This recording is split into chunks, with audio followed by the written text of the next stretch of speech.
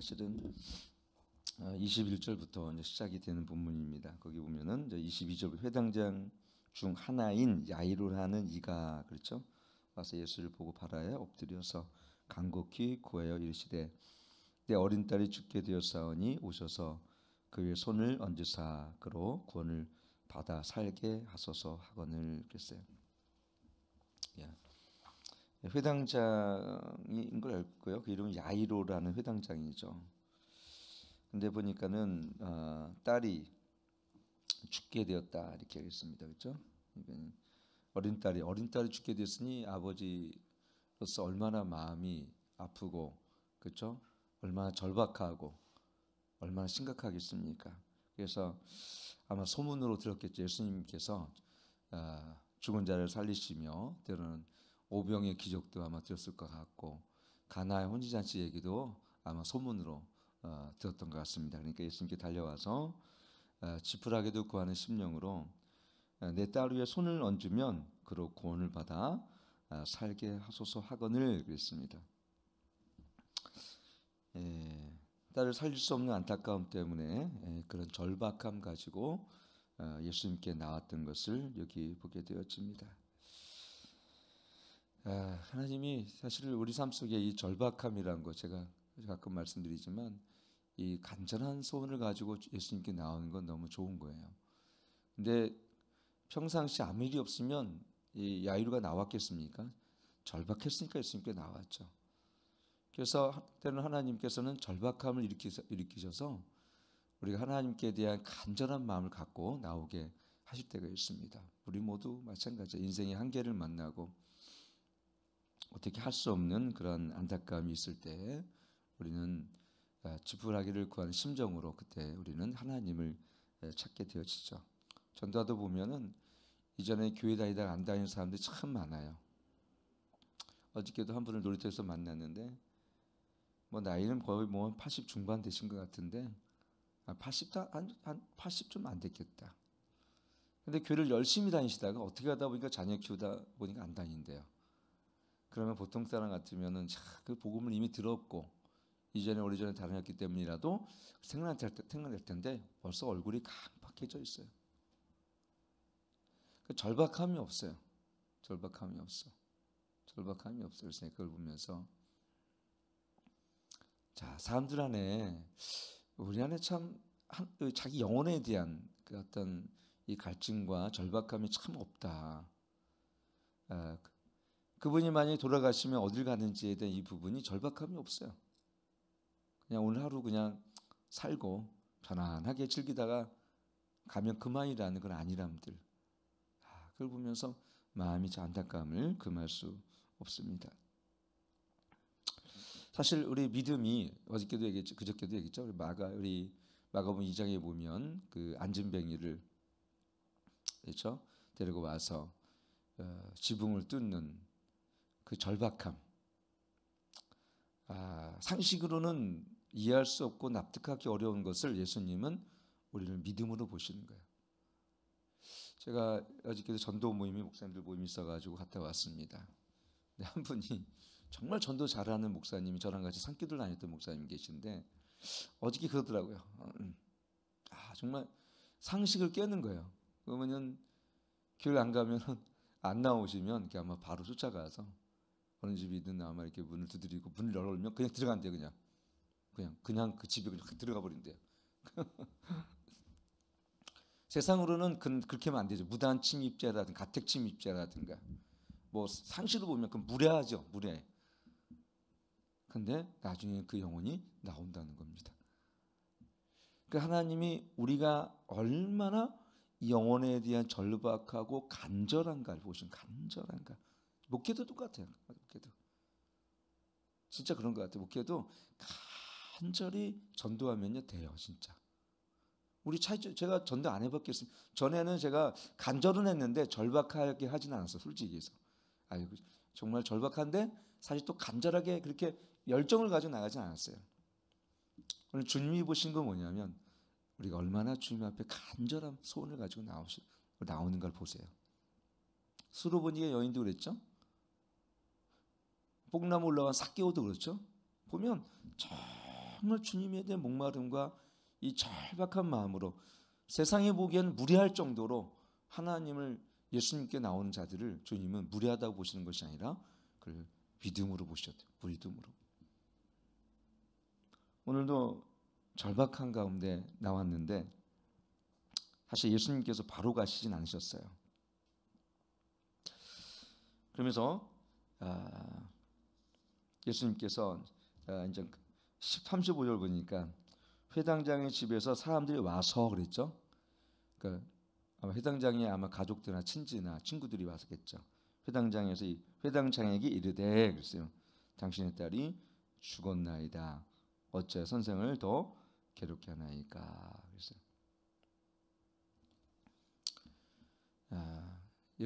요한복음 11장에도 전 나사로가 죽었을 때도 예수님께서 바로 가시지 않고 죽은 지 3일 후에나 도착을 우리 마르다 집에 도착했죠. 예수님이 말씀하신 게 뭐냐면 돌을 치워라.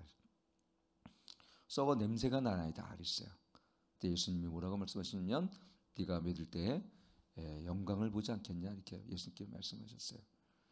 그러니까 하나님의 영광을 드러내기 위해서 때로는 어떻게 해요? 우리가 죽어야 하는 거예요. 왜냐하면 아마 그때 나사로가 아마 갔을 때에 어쩌면은 살아 있었거나 그러면 사람들이 뭐라고 얘기했겠습니까?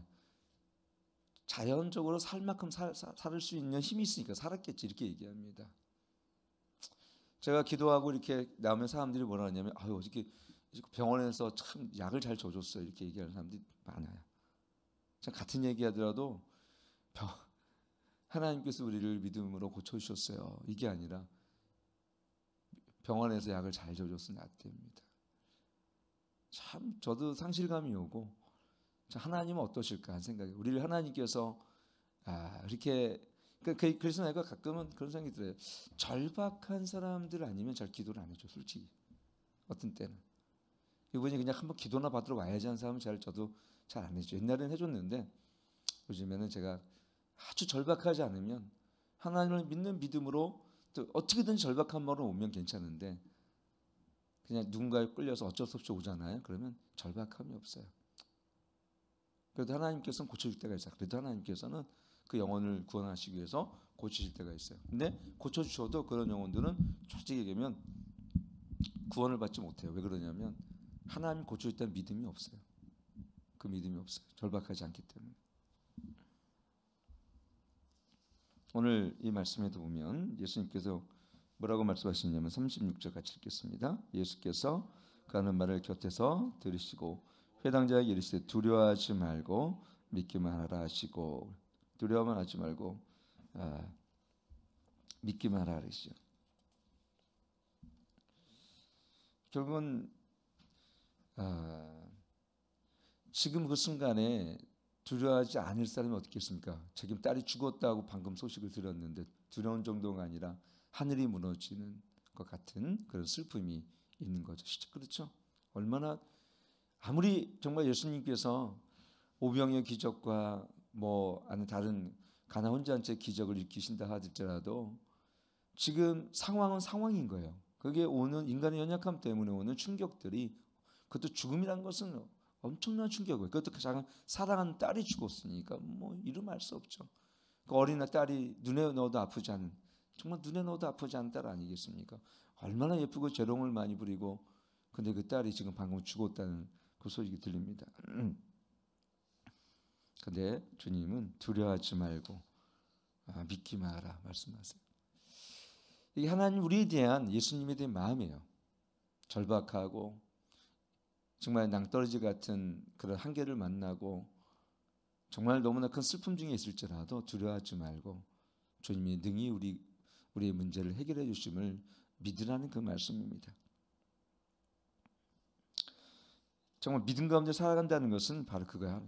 절대적인 하나님을 신뢰하고 그래서 그 문제 때문에 내가 압박당하잖아요. 그 죽음이라는 그 사실을 물론 사실이야. 슬픈 건 사실이지만 근데 그 순간 그것이 너무 그 문제 때문에 내가 압박을 당하고 너무 큰 절망이 있게 되어지면요. 그때는 아무것도 그것 때문에 굴복돼 할 수가 없어요. 그럴지라도 우리는 믿음으로, 믿음은 뭡니까? 히브리서 10장에 보면 우리는 침례빨자 아니에요. 침례빨자가 아니에요. 오직 의인은 믿음으로 말미암아 살리라는 것입니다. 내가 며칠 전에 예언을 드렸죠. 초대교회에 예수 믿는 이유 때문에 그물에 한 여인이 아기를 낳고 잡혀 죽으면서 벌거벗은 채로 죽으면서 얼마나 두렵겠습니까? 얼마나 수치스럽겠습니까? 여인으로서. 근데 기쁨으로 하는 내가 주님의 영광을 위해서 내가 이렇게 죽을 수 있다는 것이 얼마나 감사한 줄 알고 할렐루야 외치면서 기꺼이 순교를 받아들이는 것. 여러분, 이것이 믿음인 거예요. 믿음. 정말 상황은 정반대이고 정말 절망적이고, 야, 이러한 슬픈 현실 속에 하늘이 무너질 것 같은 그런 속에서도 우리의 믿음은 그 문제를 보는 것이 아니라 하나님의 주권을 바라보는 게 믿음입니다. 왜냐하면 문제를 바라보면요, 그 문제라는 함정 속에서 내가 굴복됩니다. 굴복됐다는 거 뭐냐면 눌림 속에서 그 마귀는 그 일을 통해서 나를 두렵게 해서 그걸 사로잡아 갑니다. 그럼 그때부터는 우리가 아무것도 할 수가 없어요. 두려움의 문제 속에 있으면 어떤 것도 될 수가 없어요. 마치 그거는 살모사가 살못에 물린 것처럼 우리의 그 독이 들어오면 어떻게 돼요? 독이 들어오면은 혈관이 수축되어지고 심장이 마비되는 것처럼, 일단은 마귀가 한번 그렇게 우리에게 두려움이라는 것을 독을 쏘면요, 일단 모든 게 마비가 돼요. 은혜도 마비가 되어지고 기도도 마비가 되어지고 아무것도 할 수가 없어요. 진짜 아무것도. 그래서 두려움은 사실 이거는 심각한 하나님께 대한, 이제 어저께도 얘기했던 것처럼 질병이에요. 질병. 근데 두렵지 않은 것은 없는데, 근데 두려움에 굴복하면 안 된다는 거예요. 두려움이 나를 삼키게 하면 안 된다는 거예요. 두려움이 나를. 왜요? 우리는 예수 그리스도가 내 삶의 중심이고 예수님이 내 삶에 생명을 주신 분이고 나의 공급자라면, 여러분, 우리는 두려움의 그 문제 속에서 오늘 예수님께서 말씀하신 것처럼 두려워하지 말고 믿기만 하라, 이 말씀을 믿는 저와 여러분을 축원합니다. 그럼 예수님이 베드로 야고보만 데리고 전 가셨죠.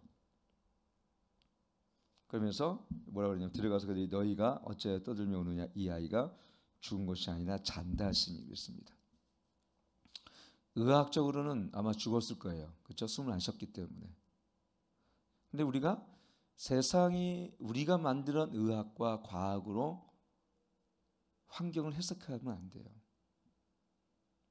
그렇죠? 왜냐하면 이 모든 것은 하나님이 창조하신 질서이기 때문에 그렇습니다. 우리가 창조한 질서가 아니에요. 인간이 만들어 놓은 게 아닙니다.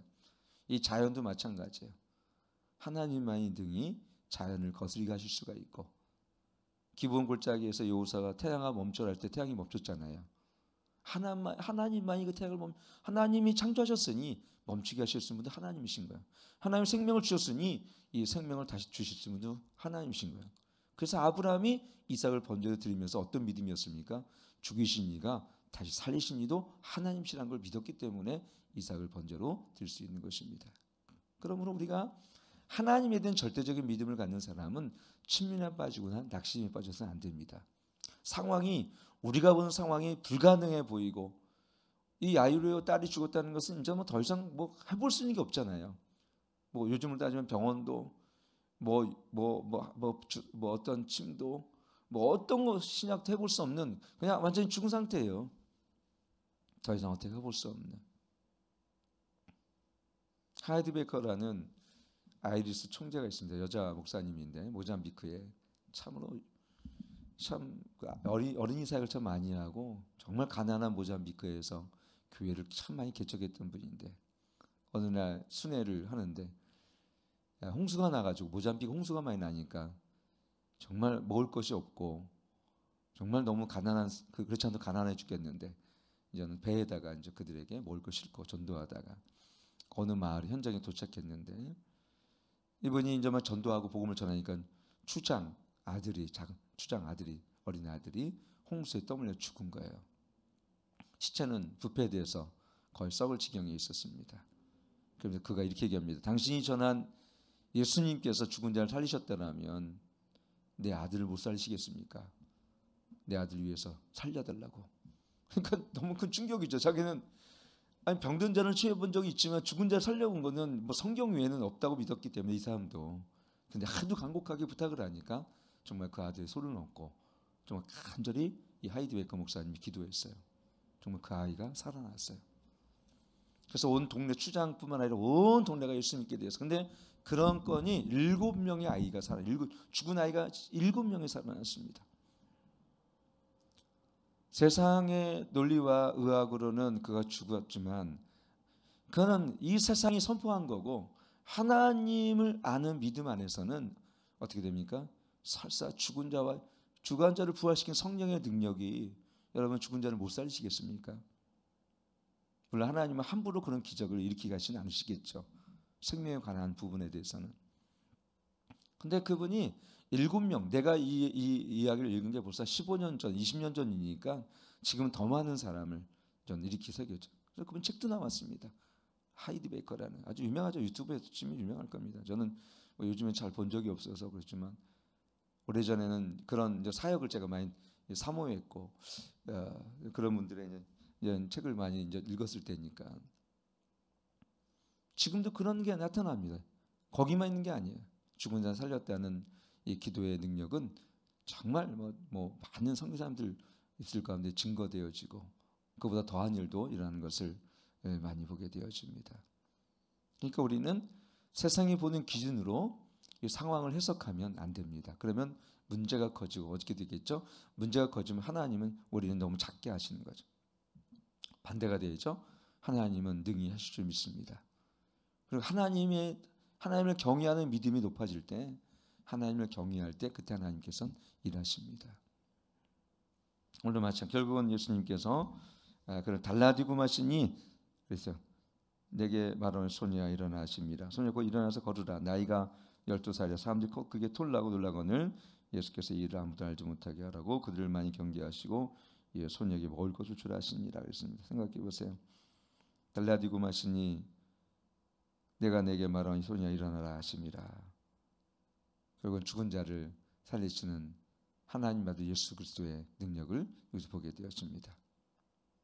하나님은 우리 죽음과 삶을 주관하고 계신 거예요. 우리의 인생과 이 우주와 이 역사와 시간을 주관하실 뿐만 아니라 그분께서 우리의 모든 생과 살을 다 주관하고 계심을 우리가 믿어야 될 줄 믿습니다. 하나님께서 언젠가는 이처럼 우리 죽은 자를 살리실 것입니다. 무덤에서 우리를 살리셔서 부활의 몸을 있게 하시고 달라디움 그때는 하나님께서 물론 이 땅에 오셔서 달라디움 하실지 아니면 무덤 일어나실지 나는 잘 모르겠습니다. 성경에 나와 있지 않기 때문에. 그러나 분명한 것은 예수님이 이 땅에 오실 때 우리가 죽은 자가 먼저 어떻게 부활하여 공중에서 하나님 예수님을 영접하고 그 다음에 산자가 들림받아 예수님을 영접한다고 데살로니가전서 4장 말씀에 기록이 되어 있죠. 성경 말씀을 그대로 믿어야 됩니다. 그러니까 우리가 여기서 오늘 얻는 교훈은 어떤 것입니까? 말씀의 능력은 아무리 절박하고 하늘이 무너질 것 같은 슬픔이라도 우리의 믿음은 어떻게 돼요? 하나님이 능히 이 상황 속에서 해결해 주실 것을 믿고 오히려 어떻게 돼요? 기도하고 감사를 하는 것입니다. 그 절박함으로 함께 나올 때 우리는 침륜과 낙심이 빠지기보다는 어떻게 해요? 하나님 앞에 간구하고 기도하고 감사하는 믿음으로 나오시는 저희를 축원합니다.